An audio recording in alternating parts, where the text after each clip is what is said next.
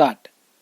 It is regrettable that we so often hear it said that young people get themselves into situations of trouble and difficulty simply because they do not know how to spend their time usefully and happily. This is a very poor state of things when we consider for a moment how many useful and pleasurable things there are for us to do today. There are many happy ways of passing the time both at home and out of doors. There are things we can do to help ourselves, and equally important or even more important, there are many things we can do to help others. When I was growing up, there was no TV, but we had a radio set, and of course, we had records. There were the old kind of record now known as 78, and one side of a record played for about 2.5 minutes. My mother liked all of the family to be at home on Sunday evenings. She did not like us to go out, but we were free to call to the house any of our friends. The number of young people who sat down at table for the evening meal was sometimes 20 and was always more than 12. So we were a large and happy party. It became our custom when the meal was at an end to continue to sit round the table for an hour or two while records were played. The machine was not of the electric save you trouble kind that we now use, but had a motor that required attention at the end of each side of a record, and of course it played only one record at a time. This meant that one of our members had to take on the responsibility of keeping the machine going and putting on the records. My father used to bring home a new record most weekends, so that we had a good many people used to call out for a record they desired to hear, and no one can seem to want to talk while the record they desired to hear, and no one seemed to want to talk while the record was playing, as is done so often now. Therefore, we were able to hear records in peace, and we got to know every detail of them.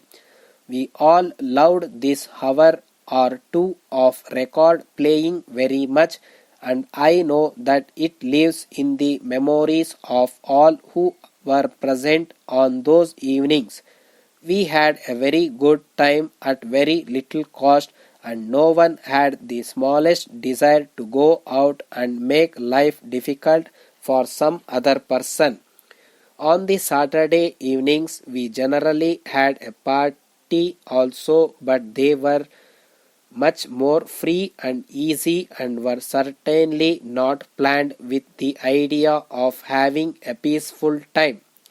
We always asked the people next door to come to the parties so that they would not be upset by the sounds that we used to have, and it was a good time in which the whole family and any of their friends who wished to play a part.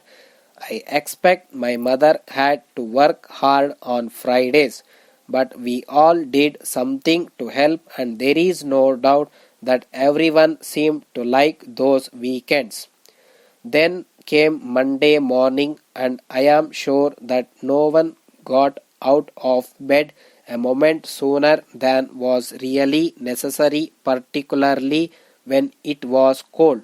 A week of hard work was before us. Day school and homework, office and evening school took up our time, and there was almost no time at all for play. Life was serious, and we really worked hard. Our life at that time was made up of working hard throughout the week and playing hard at the weekend, and it was a good enough way of growing up. Never for one moment did any of us ask ourselves what on earth we could do next. there was always something waiting to be done, even if it was only ironing a dress or making a new one. I grew up with the radio but no TV, the motor car but few planes. My mother grew up without TV, the radio, the moving picture, or the motor car. People walked long distances in her days, but those who had enough money could keep horses. People had to make their own pleasures because very few ready made pleasures existed. What we can be quite sure of is that in my mother's day, young people did not take up wrongdoing as a way of passing the time because they could not think of anything good worth doing. Wrongdoing was at that time thought of in connection with people living in very poor or bad conditions and without much hope in life. Living conditions are better today and endless opportunities for a happy and successful life present themselves to young people who are willing to be good and to work hard. Dear sirs, we are happy in confirming the acceptance of your quotation for the supply of computer accessories illustrated in your catalogue at the prices indicated therein. Please be good enough to supply them as and when orders are received from our various branches located in different parts of the state under intimation to us. This contract will be in force for a period of 1 year subject to the following conditions.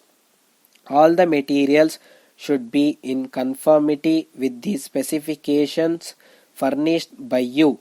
The goods, if found unsuitable, will be rejected and returned to you at your risk and responsibility. The materials ordered by our branches will be required to be dispatched by the fastest mode of transport as quickly as possible, at any rate not later than a fortnight. Please note that failure to supply the required quantities in accordance with the terms of the contract or non-supply of goods in time or materials found defective will entitle cancellation of orders and your earnest money fortified. It is distinctly understood that you will supply us any further quantity at the same rate during the period of contract. Any extra cost incurred by us in securing the materials from other sources will be recovered from you, which please note articles supplied by you should bear the manufacturer's trademark on every item. Your bill of cost duly pre-receipted and stamped should be sent in triplicate to the respective intending officers for arranging payment. Please note that you must replace all the damaged articles either due to defective packing or forwarding or handling in transit by the transport agents within 10 days of receipt of such complaint. We would advise you to execute an agreement on a requisite stamp paper duty approved by a local council so as to avoid any misunderstandings at a later stage on any of the conditions stipulated. Disputes, if any, may be referred to an agreed arbitrator. We will thank you if you could kindly acknowledge receipt of this letter per return of post and arrange to send us a draft of the proposed agreement. Yours very truly, Ramesh, Manager.